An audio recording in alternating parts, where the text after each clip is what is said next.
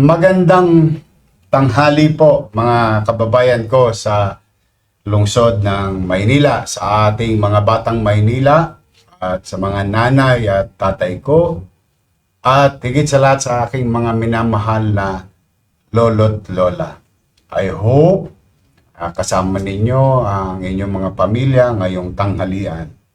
Ito po ang inyong lingkod sa programang Talk to the People, na programa ng Manila Public Information Office, kung saan from time to time kami po ay nagla-live upang kayo'y makausap at ihatid ang mga maaring gawin ng pamahalaan sa mga naganap o nagaganap at magaganap sa buhay natin araw-araw. Lalo na po sa panahon ngayon na ang buong mundo, ang Pilipinas bilang bansa at ang siyudad ng Maynila ay kumakaharap sa krisis na nangyayari sa atin. Sana sa ngayon habang kayo'y nanonood, kayo'y may napag-aharimunan, nananghalian, may pananghalian. Mahirap ang buhay ngayon. Mga kababayan, for the past 48 hours, ang inyo pong pamahalang lungsod, 10 ng aking mga kasamahan na naglilingkod sa inyo ay trying to come up or nag-iisip ng mga bagay na paano pa makadadagdag ang lokal na pamahalaan na maibsan ang hirap na kinakaharap ng ating nasasakupan dito sa lungsod ng Maynila.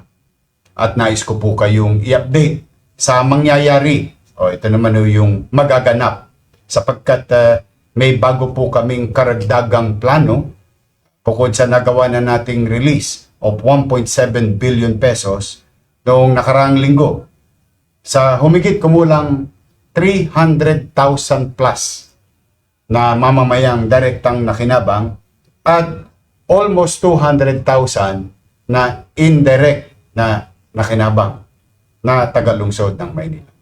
Mga kababayan, patuloy na umaalagwa ang presyo ng gasolina o krudo at patuloy na nararamdaman to ng lahat ng sektor. Lalong-lalo na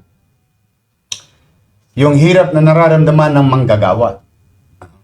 Sapagkat nalulugod naman po tayo, bagay na aking ipinagpapasalamat on behalf of the people of Manila sa ating Pangulo ng Bansa, si President Bongbong Marcos at Executive Secretary Ralph Recto sa programang ayuda para sa mga driver.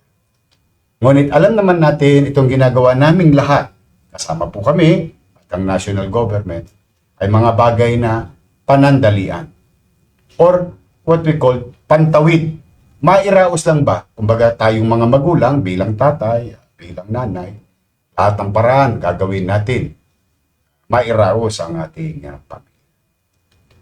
Ngayon po, ang inyong pamahalang lungsod ay may ilulunsad na malawakang programa sa maliit naming kaparaanan. Ako po'y nakahanap na ng konting extra cash kung saan magagamit natin sa na ilulunsad.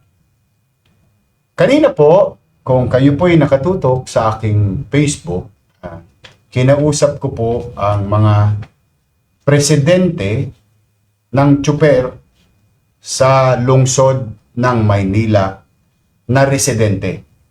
Ibig sabihin, yung mga tsuper na naninirahan, bumabiyahe sa loob at labas ng Maynila. Kasi alam niyo naman po yan, ang biyahe minsan lumalabas sa kanilang LGU kasi nagtatawiran po. At akin pong pinakiusapan ang mga presidente at sa kasalukuyan in a matter of few hours sila ay makikipag-usap sa kanilang mga miyembro at operator ng kanilang kani-kaniyang jeep na pinapasada para sa riding public. Sila po ay aking pinakiusapan na kung po pwede ay hiramin ko ang kanilang jeep at oras upang maibigay pansamantala na libreng pamasahe sa buong Maynila. Ulitin ko po, no? Ito po mangyayari sa darating na mga araw na unti-unti ko pong ipaliliwanag. Bear with me. Dadandahanin ko po, hihimay-himayin ko po para po wala na itong kalituhan kanino man. Bagamat tumama na po ang mga driver across at kasalukuyan po dito sa Cartilla ay may nagaganap pa rin payout na ipinagkaloob ni President Bongbong Marcos. Natapos na ang tricycle, ang jeep, DNBS, ngayon MC, taxi, rider, and so on and so on. Ano yung nangyayari sa buong Metro Manila? At yan po habang nangyayari, napagtanto-tanto ko na hindi naman to pakikinabangan, hindi na pakinabangan ng mga operator at mananakay. Tama naman, kasi nga, limitado po yung ating kakayanan bilang bansa. Pagkabat magkaganoon, ang inyo pong pamahalang lungsod, as I have said a few minutes ago, for 48 hours, we're trying to come up with an idea. And this is the idea. Napapayag po natin, maraming salamat sa lahat ng presidente ng tsuper na tagalungsod ng Maynila. Nahiramin ko po ang oras, ang driver, at sasakyan ng operator para ibigay ang serbisyong libreng pamasahe. At ang inyong pamahalang lungsod ay magbabayad sa bawat sasakyan at driver o tsuper. Opo. Inisip po namin ito na bayaran sila ng 3,000. Yung iba naman po ay 6,000 for purposes of transparency kasi meron po tayong mga EB or boundary. Yung sa jeep, meron tayong mga EB bus na taga Maynila, nag-modernize at paswelduhin ang kanilang mga driver.